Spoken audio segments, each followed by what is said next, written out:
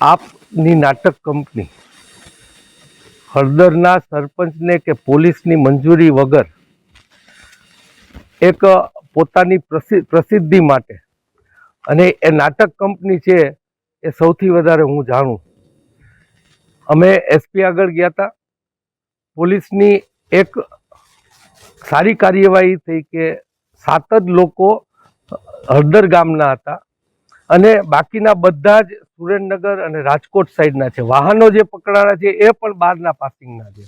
એનો મતલબ એ થયો કે આમ આદમી પાર્ટીવાળા બહારથી એના લોકોને લઈ આવી અને અહીંયા આવો સ્ટન્ટ કરવો, જે પ્રશ્ન હલ થઈ ગયો હતો. કોંગ્રેસના અમારા મિત્રો જઈ અને પ્રશ્ન હલ કરી નાખ્યો તો એ પ્રશ્ને પાછી પંચાયત બોલાવી અને આવડું હળદરમાં આવા હલ્લાબોલ કરે. પોલીસ એમાં નહીં હોય એવું માનીએ છીએ, કારણ કે એને કાંઈક સાચું વળી આજે પરંતુ એમાં 4 નામ હજી એવા છે જે હળદર ગામના છે કે એ નિર્દોષ છે. એ નામ અમે એમને આપ્યા છે.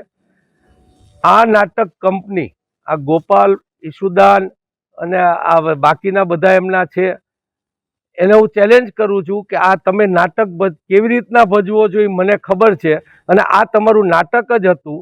એ નાટક તમે કેવી રીતના ભજવું એની ચર્ચા કોઈ પણ મીડિયા ઉપર આપણે સાથે બેસીને કરીએ એવી હું એમને ચેલેન્જ કરું. ઇન્દ્રનીલભાઈ, આપ જે આ ચેલેન્જ કરી રહ્યા છો, આપની અંગત ચેલેન્જ છે કે કોંગ્રેસ પાર્ટી તરફથી? એટલે હું જ કોંગ્રેસ પાર્ટીનો જ છું.